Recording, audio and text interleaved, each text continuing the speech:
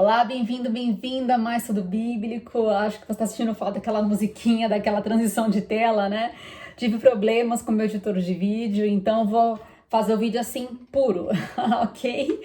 Bom, no vídeo passado eu falei sobre Josué, a liderança dele, de grandes feitos que Deus fez através da vida dele. Uma delas foi a travessia do Rio Jordão em terra seca, como também a parada do sol por mais de 24 horas para que ele vencesse uma batalha. Então, realmente, Deus continuava a fazer grandes prodígios através desse grande líder. Bom, esses períodos que eu falei, esses acontecimentos que eu falei no vídeo passado, ele corresponde aos primeiros 6 anos da liderança de Josué, ou seja, após 6 anos na morte de Moisés, tá? Falando um pouquinho também sobre Canaã, né? Relembrando que Canaã não era uma única cidade constituída por um único rei. Ela era composta por várias cidades, reinos, e cada cidade tinha o seu governante, o seu rei. E a Bíblia aponta que Josué teve que enfrentar 31 reis, ou seja, ele teve que conquistar 31 cidades. Então, cada cidade, ela tinha uma resistência, ela tinha uma liderança, ela tinha também as suas fortalezas, né? As suas fortificações, muitas delas eram muradas. E a arqueologia comprova que haviam rastros de invasões, de queimadas de muros, né? O que comprova que de fato Josué invadiu. Outra coisa também interessante, que, bom, depois que ele conquistou todas essas 31 terras, tinha ainda um resquício de terras a serem conquistadas, que Deus havia prometido para eles. Só que isso não foi feito sob a liderança de Josué, isso foi feito posteriormente por outros líderes que Deus levantou, tá? Mas nessa porção que estava abaixo da liderança dele, ele dividiu as terras para as tribos, tá? No total eram 12 tribos, mas 3 delas, Gade, Manassés e Ruben, decidiram ficar com as terras antes da margem do Rio Jordão. E isso vai dar um probleminha lá na frente. Nós vamos ver que Jesus vai ter que expulsar alguns demônios da terra de Gade, demônio gadareno, por conta do cultivo que eles tinham de porcos. Eles começaram a ser influenciados pelos costumes idólatras dos povos, então isso vai trazer muita abertura para que eles se contaminem e gerem problemas espirituais no futuro. Então eles deveriam ter ficado com os demais aqui nessa divisão de terras, mas eles não quiseram. Depois que eles ajudaram Josué, eles voltaram para as terras que eles escolheram lá antes da travessia do Rio Jordão, ok? E os demais, as 9 tribos, ficaram distribuídas nas terras que Josué distribuiu, ok? Isso já tá, isso é relatado no capítulo 13 até o 22, então ele divide certinho território por território. Bom, no capítulo 23 e 24, ele fala sobre os últimos dias de Josué. Vamos ler aqui algumas das falas de Josué, que é importante a gente ressaltar.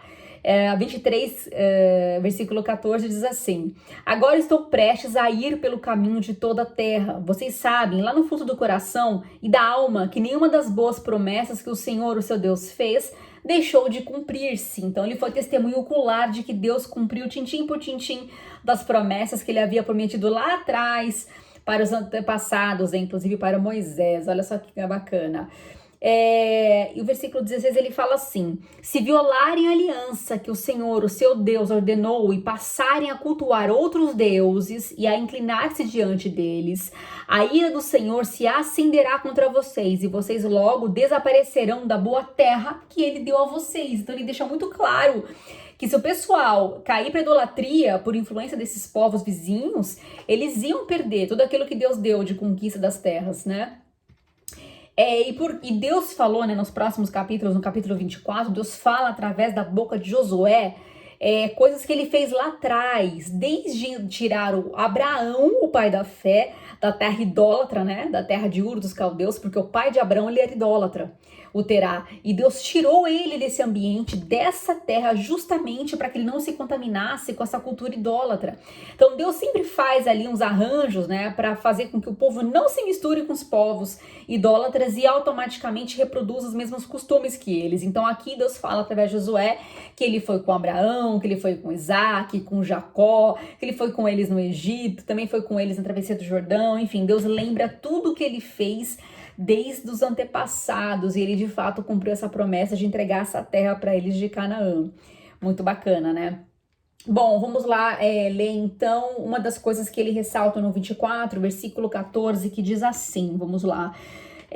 Agora temam o Senhor e sirvam-no com integridade e fidelidade. Joguem fora os deuses que os seus antepassados adoraram além do Eufrates e no Egito e sirvam o Senhor.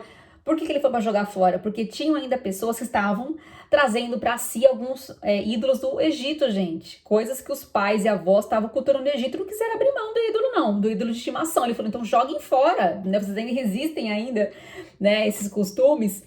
Aí do 20 até o 24, ele fala o seguinte: se abandonarem o Senhor e servirem a deuses estrangeiros, ele se voltará contra vocês e os castigará. Mesmo depois de ter sido bondoso com vocês, ele os terminará. O povo, porém, respondeu a Josué: de maneira nenhuma nós serviremos ao Senhor. Disse então Josué: vocês são testemunhas contra vocês mesmos de que escolheram servir ao Senhor. Somos, responderam eles. Disse Josué: agora então joguem fora os deuses estrangeiros que estão com vocês e voltem-se de coração para o Senhor, o Deus de Israel. E o povo disse a Josué: serviremos ao Senhor, o nosso Deus, e lhe obedeceremos. Olha só que coisa, né? Então o povo, pelo menos nesse momento, eles concordaram com Josué, né, em jogar fora os deuses dos antepassados e servir ao único Deus. Então Josué, ele batia nessa tecla, por quê? Porque ele sabia que nas próximas conquistas dos demais povos de Canaã, eles iam enfrentar, gente, potestades, né? Um clima bem demoníaco. Isso a própria arqueologia comprova. Teve uma expedição na cidade de Gezer, através do arqueólogo chamado Macalister, em 1904. E ele encontrou templos idólatras, acreditem se quiser, templos de Baal, cujo nesses lugares, nesses santuários, tinha jarros com despojos de recém-nascidos como oferenda. Então as pessoas, elas sacrificavam os recém-nascidos para Baal, gente. Colocavam os corpos nos jarros para oferecer para Baal. Que coisa terrível. Tinha também um sacrifício chamado sacrifício dos alicerces. Quando alguém ia construir uma casa, sacrificava uma criança recém-nascida, colocava no alicerce da casa para trazer felicidade para a família. Pasmem, eles matavam o inocente para trazer felicidade para a família. Que coisa louca, né? Enquanto para os judeus, para Deus, o primogênito era motivo de festa e de dupla bênção, né? Eles ganhavam porção dobrada, quem era o filho primogênito. Aqui eles tinham o hábito de, inclusive, também sacrificar o primogênito para o deus Baal, gente. Isso aí era uma carnificina terrível, né? Baal e a parceira dele, a deusa Astarote, eles tinham sede por sangue. Todos os rituais que tinham que envolver morte de criança, tinha que envolver orgias, né? Inclusive, nesses santuários, esse arqueólogo encontrou várias imagens da Astarote, dando destaque para os órgãos sexuais, né, para justamente promover a orgia nos cultos que eles faziam nesses templos. Terrível. Resumindo, Canaã era praticamente uma Sodoma e Gomorra. Então, por isso mesmo, Deus falou: extermina, na hora de conquistar, não deixa viver ninguém, não poupa ninguém, porque ele sabia que essas influências iriam, de fato, contaminar os demais, né, dos povos escolhidos. Bom, capítulo 24, 28 a 31 fala sobre a morte de Josué. Vamos dar uma lida aqui. Diz assim: depois Josué despediu o povo e cada um foi para a sua propriedade. Passado algum tempo, Josué, filho de Num, servo do Senhor, morreu. Tinha 110 anos de idade. E o sepultaram na terra que tinha recebido por herança em gente, muito difícil esse nome. Timnat-sera, nos montes de Efraim, ao norte do Monte Gás. Israel serviu ao Senhor durante toda a vida de Josué e dos líderes que lhe sobreviveram e que sabiam de tudo que o Senhor fizera em favor de Israel. Então, assim, enquanto Josué esteve vivo, o povo se conteve, segurou a idolatria, né? Tentou cumprir ali as leis, os mandamentos, né? E aqueles que ficaram contemporâneos de Josué. Mas depois disso, a gente já vê que eles deglingoraram, eles realmente infelizmente, optaram por outros caminhos, né? E no versículo 32 tem algo muito interessante que fala assim: os ossos de José, que os israelitas haviam trazido do Egito, foram enterrados em Siquém, num quinhão de terra de Jacó, havia comprado dos filhos de Amor, pai de Siquém, por 100 peças de prata. Aquele terreno tornou-se herança dos descendentes de Josué. Então aqui tá falando que nessa terra prometida, né, que foi conquistada por Josué, eles enterraram os ossos de José. Lembra de José, que foi governador do Egito, o filho de Jacó, o preferido? Pois é, olha que coisa linda. Muitos anos depois, né? Séculos depois, eles cumpriram com a promessa que ele havia pedido. Tá aqui, ó, lá em Êxodo, capítulo 50, fala assim, cadê? Antes de morrer, José disse a seus irmãos: estou à beira da morte, mas Deus certamente virá em auxílio de vocês, os tirará desta terra, que é o Egito, levando-os para a terra que prometeu com juramento a Abraão, Isaque e Jacó. Isso aconteceu aqui, gente, no livro de Josué. E José fez que os filhos de Israel lhe prestassem um juramento, dizendo: quando Deus intervir em favor de vocês, levem os meus ossos daqui. Olha só que tremendo. Então, esse juramento foi cumprido depois de séculos que eles prometeram para José, né? Então, colocaram os ossos dele na terra prometida, que Deus havia separado para o povo. Gente, que história linda, né? Que tremendo. Com esse acontecimento, encerra a época dos patriarcas, né? Claro que Moisés, ele iniciou a época da graça, a época da lei. A graça que vai iniciar, vai inaugurar, vai ser Jesus, tá?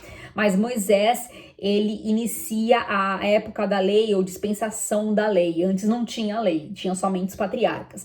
Mas nesse resquício aí, né, em paralelo à época da lei, o Moisés e Josué tiveram um papel de patriarcado perante a nação de Israel. Então nós não vamos ver mais nenhum paizão da nação, né, nenhum líder com tanta notoriedade como esses que nós falamos: Abraão, Isaque, Jacó, José, Moisés. Essa era tá se findando aqui. Nós veremos nas próximas histórias, né, alguns líderes temporais que vão ter algum período de liderança, né, vão ter alguma ascensão ou outra, um destaque ou outro, mas nada comparado a esses homens.